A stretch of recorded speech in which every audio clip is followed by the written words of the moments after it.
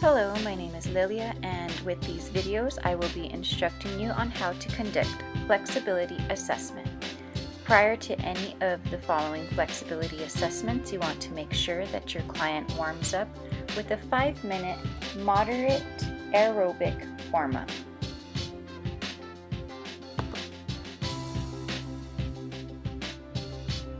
First, let's begin with the Canadian trunk forward flexion test. Have the client sit with the legs flat on the ground and the feet placed flat on the flexometer at the 26 centimeter mark.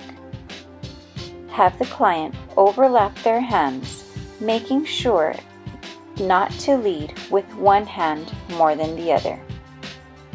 Then have the client slowly reach forward, stretching as far as possible, avoiding any type of jerking or bouncing movement. The client should hold this position for 2 seconds, and then you can take the measurement of the farthest point reached with fingertips in centimeters or inches. Your client's hands can also be parallel to each other, making sure not to lead with one hand more than the other. The highest measurement of 2 trials should be recorded. Be sure to instruct the client to exhale and drop the head when reaching forward. Be sure that the client's legs remain extended and in contact with the ground at all times. Do not hold the client's legs down.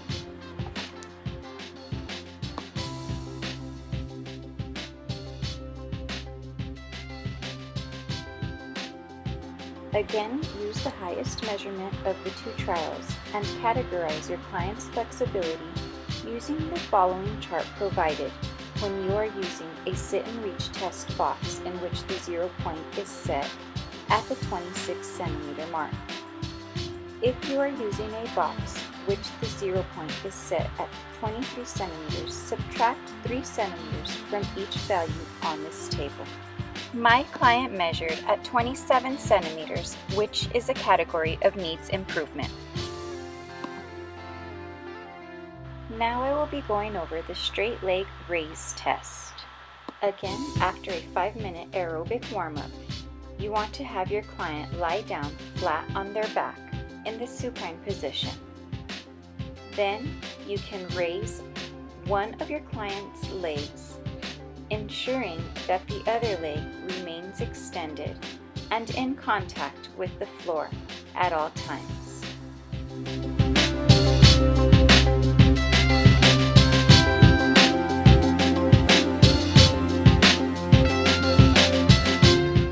Take the goniometer and place it on the axis of the greater trochanter and measure the angle of flexion or range of motion.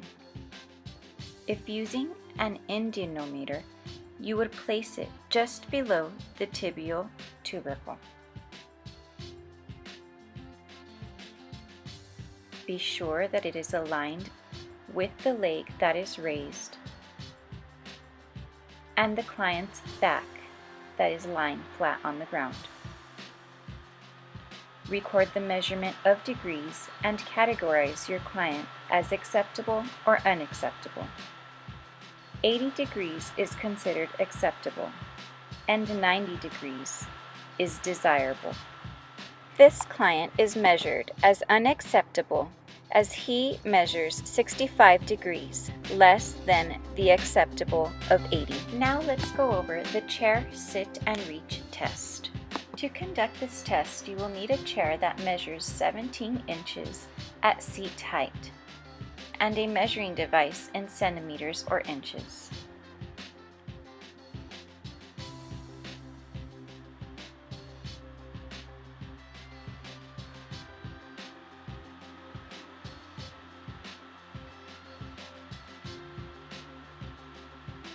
The chair should be placed against the wall and should not tip forward easily.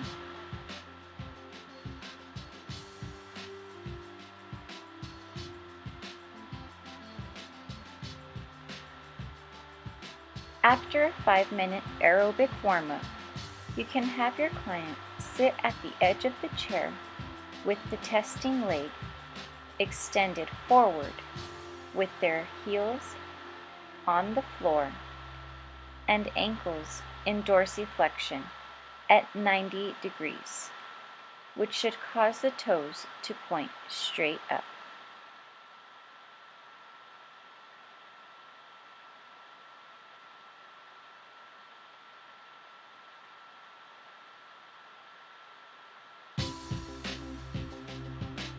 The other leg should be flexed with the sole of the foot flat on the floor about 6 to 12 inches to the side of the body's midline.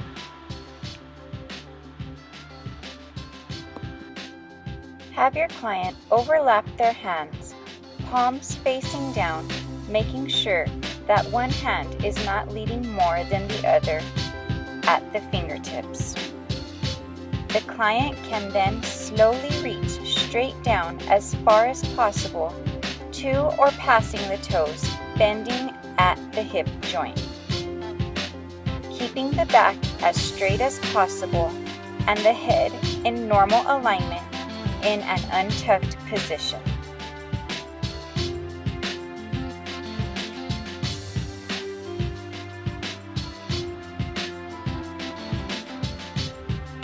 The client's leg should remain extended at all times, and the furthest possible stretch should be held for 2 seconds without bouncing or jerking movements. To measure the flexibility, place the ruler alongside the client's hands and foot. Measure the distance of the fingers, either passing the toes or falling short of reaching the toes. Reaches short of the toes will be scored in minus scores, and beyond the toes will be scored as plus scores.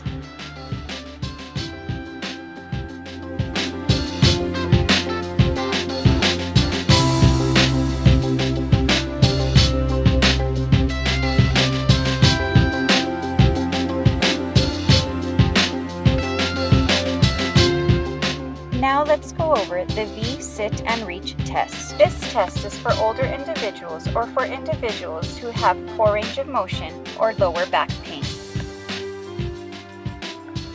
Begin by having your client sit with the legs extended in front of them on the floor.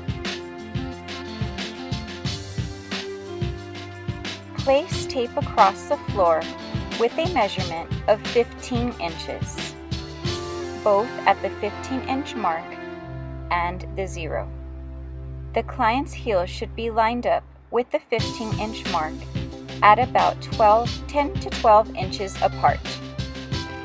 The client's hands should begin in an overlapped or parallel position, making sure not to lead with one hand more than the other.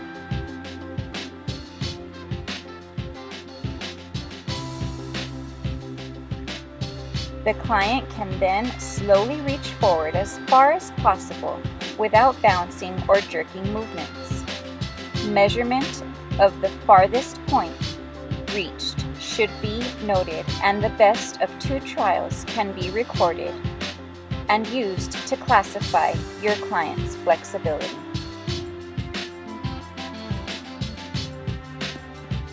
By using the chart that is provided in the following slide. According to this chart, my client has measured 17 inches of flexibility, which is average in the 50th percentile.